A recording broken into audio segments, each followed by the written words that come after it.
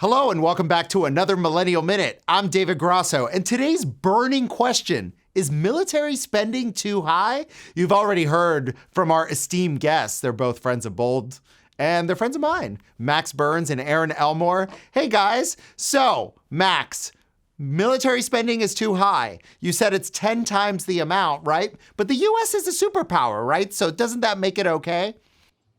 Well, the question is, are we spending that money smartly? And the answer is resoundingly no. If you look in 2018, the accounting firm Ernst Young backed out of an audit of the Department of Defense. They said that there were so many bookkeeping errors and misplaced funds and misplaced accounting that they couldn't conduct a reliable audit of where money was even going. So if we're going to spend the money, we should have a clear, accountable structure for where that money's going and what the return is for taxpayers. I agree with Max, right, Erin, and I agree with you as well. So how do we reconcile both these two, right? We want a strong military, but we don't want it to be a dumpster fire, Erin. I think Max has completely made very cogent points. We both believe that our military should support our country and be strong, but nothing should be a blank check. It's very easy to spend other people's money. It's very easy to spend the taxpayer money limitlessly because we don't really have any way to find out how it's being spent. And to Max's point, sure, there should be a public accounting to ascertain where the money is going, how it's being spent. Are these government contracts done appropriately? Could we get this done more effectively, efficiently, and cheaply, if you will? And I think that's very important because if we can get it done more cost effectively, we have more money to spend in other places or on more military and supporting our troops specifically.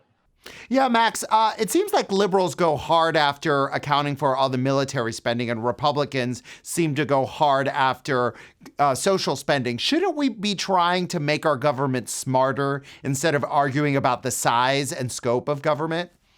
Yeah, absolutely. And in a way, we're sort of caught in this Cold War thinking of our military needs to be as big as possible, as expensive as possible to make the point that we are the leader.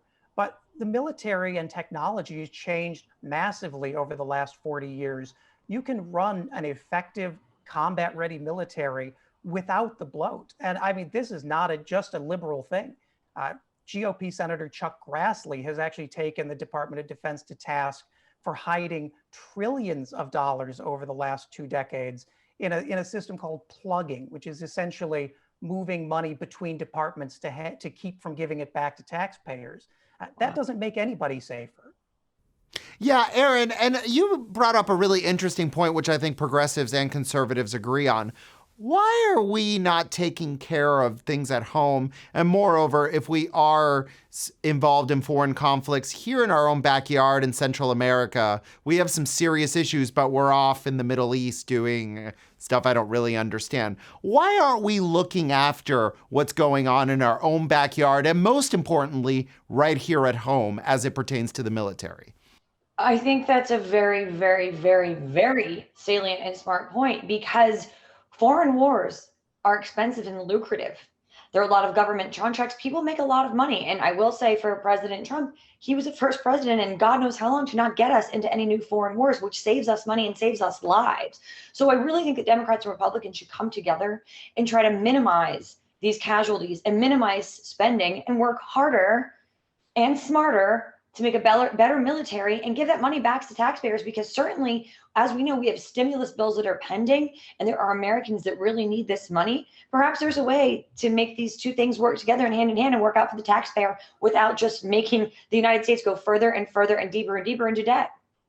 Max, same question. Why are we involved, and this is both a liberal and conservative problem, halfway across the world when things at home and in our backyard are clearly in disarray? And we've seen that change over time. We now have the lowest overseas deployed amount of troops in almost 50 years.